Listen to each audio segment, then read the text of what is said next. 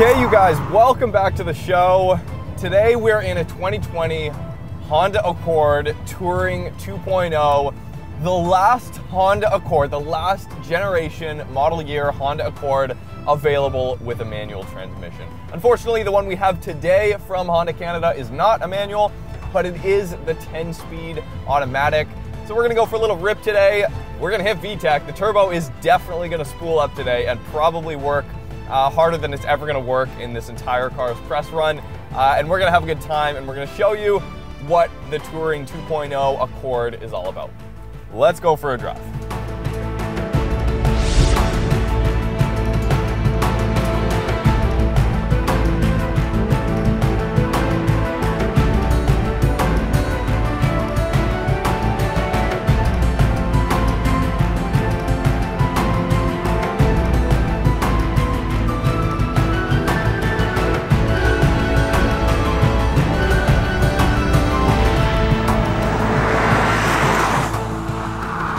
So the Touring 2.0 is one of the models of Accord.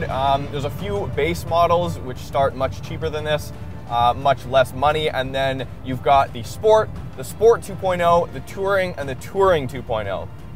So with the Sport and the Sport 2.0, you are able to get that manual transmission, that sweet, sweet manual gearbox. But when you step up to the Touring 2.0, you are not able to get the manual. So the Touring models are obviously geared more towards, longer road trips, a more comfortable driving experience. I would say that the Touring models are the most true to what a Honda Accord kind of has been for the last, like 30 plus years. And I think it's the most honest kind of Accord that you can get right now. So we're gonna experience this car. It has adaptive dampers, which is awesome. So right now we're cruising in normal mode, and as you would expect from an Accord, it's really comfortable. It soaks up bumps really well, and like overall, comparing this to some of the European cars we've driven recently, some of the 3 Series, 530e, for example, a lot of those are just a little too stiff, even in comfort mode, for my liking. And I'm finding this a lot more and more with a lot of the European stuff is, stiffer is more sporty, and that's what people get on that little 20-minute test drive that you go on, is that initial really responsive steering, very limited body roll, and kind of a sporty ride, so you feel most things. So what does 2.0 mean? Well, first, before we talk about Honda's glorious, glorious new 2.0 Earth Dreams VTEC motor, we are going to put it in sport mode. So as you can see on the dash here, that changes the tach from kind of a more relaxed layout, and then it condenses it and adds a boost gauge. A boost gauge on a Honda, a factory Honda with a boost gauge. Wow, this is gonna be fun. Okay, put it in manual. We do have 10 gears. 10 gears, that's double the amount of any car I've ever owned. So we're in third here. So the full stats for this 2-liter, 252 horsepower, and 273 pound-feet of torque. Now the important key to note here is that 273 pound-feet of torque is from 1500 RPM to 4000 RPM. So peak torque comes on at 1500 RPM, and just to demonstrate, for you modified turbo car fans out there who might be interested, we can look at the boost gauge right here. What I'll do is I'll go down to about, we're in 4th gear, we'll go down to 1500 RPM, and we're just gonna put our foot down, and there's 1 bar of boost at 2100 RPM. That's like 15, 16 PSI. And it's quick. Turbo spools up incredibly fast.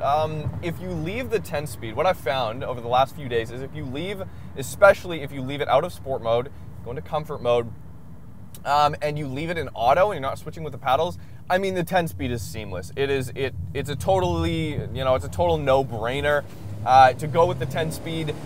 This 2.0 and the transmission, the 10-speed, are paired just really well together. They go very well together. it's effectively a flawless power band. It's a really fantastic power band. You have power everywhere, and if you're in sport mode and you really do want to use the paddles and you want to kick it down and just hang in those top revs from 5,000 to 7,000 RPM, you can absolutely do that. So it hasn't lost those Honda revs. It hasn't lost it. And to get boost and VTEC it's the best combination of efficiency and power most Japanese automakers have right now. On the interior here, what really counts is you have all of the comforts and the safety technology that you'd come to expect with the touring package. So that's essentially what the touring model gives you above the sport package.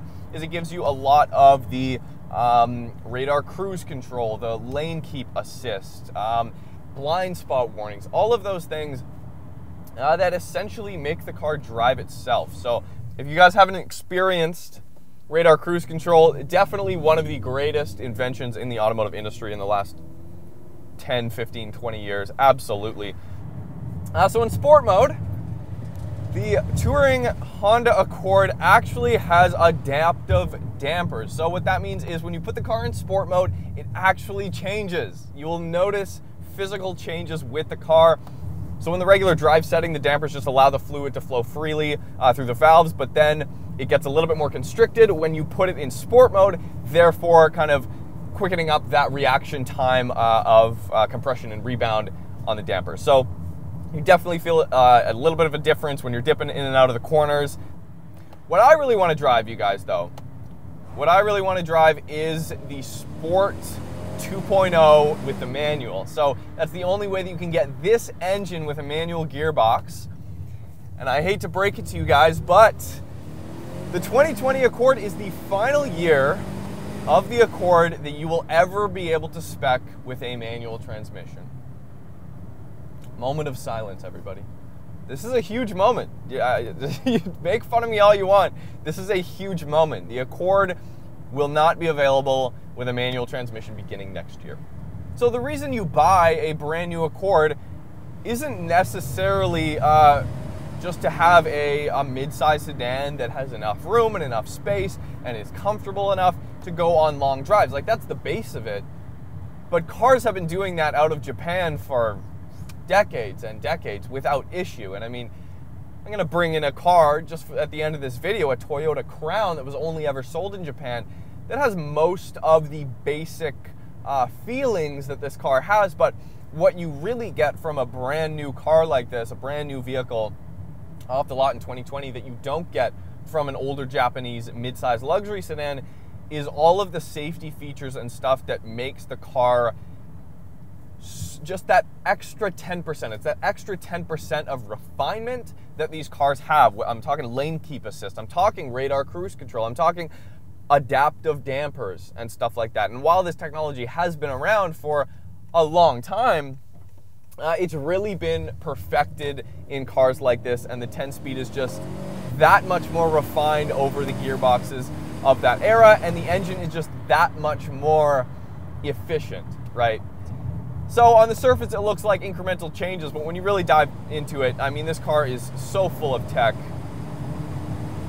and you're getting it for a decent price. You're getting it for a really good price.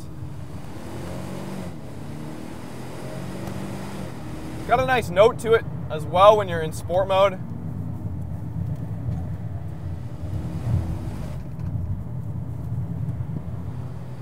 But I'm happy to report the Accord is a comfortable car to drive when you want it to be, and a really quick and fun car in the twisties when you want it to be as well. Obviously not to the point of the Civic, but it's a great package. Funny thing though, I was building one of these Accords on Honda's website, and I saw just a few of like the Honda spec kind of accessories you can buy for the car when you're ordering it, and I came across something really funny, super ricey, honestly. There's these like little side arrow pieces that you can get fitted on from Honda, from the factory, that look absolutely ridiculous. I'll show them right now on the screen. You can also get like NK wheels, which is pretty cool. So there's a little bit of that like tuning kind of style left in Honda, at least in their parts accessories.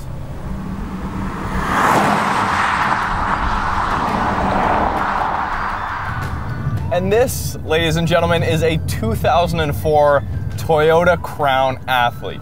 Now, the reason I brought this Crown into the video today is simple. You guys know the channel. We are JDM enthusiasts here. We're Japanese car enthusiasts. And it's hard to ignore, especially, or even when you're looking at brand new midsize sedans.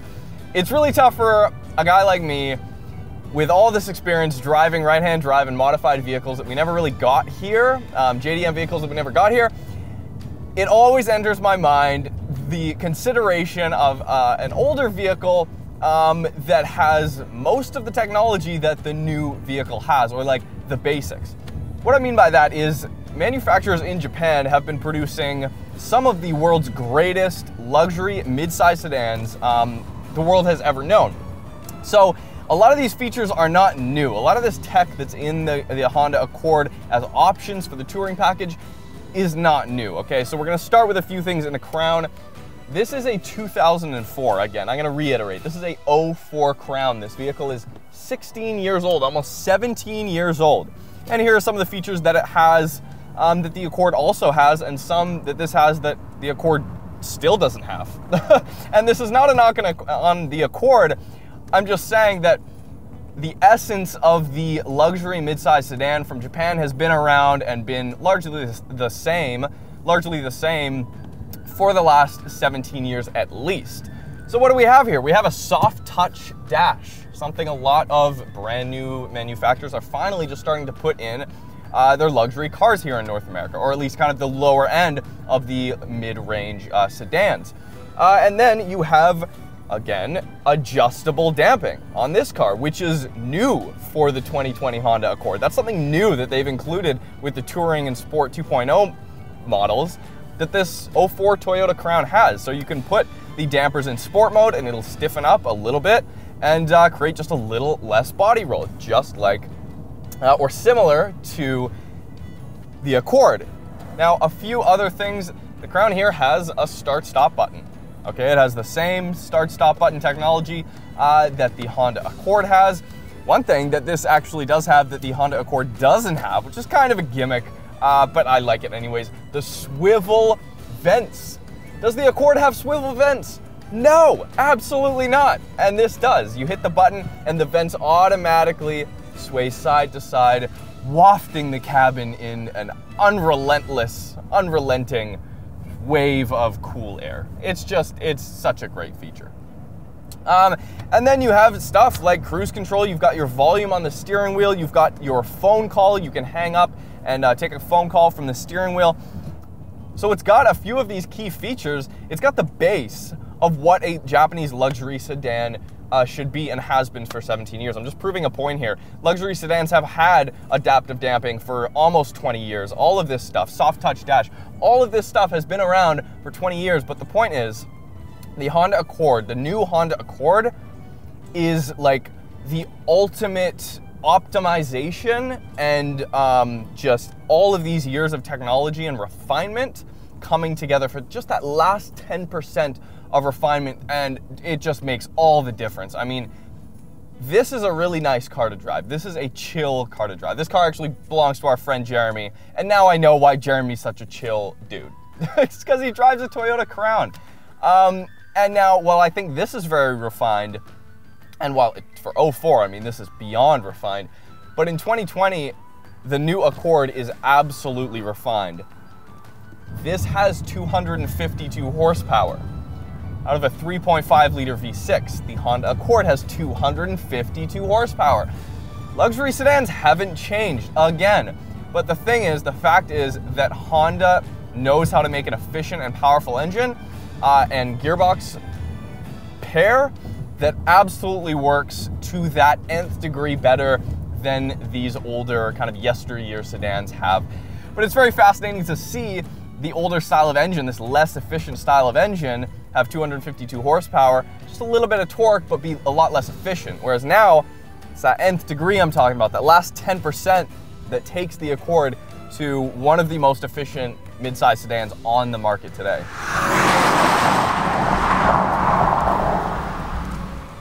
Anyways, hopefully you guys enjoyed the video. This has been the 2020 Honda Accord Touring 2.0.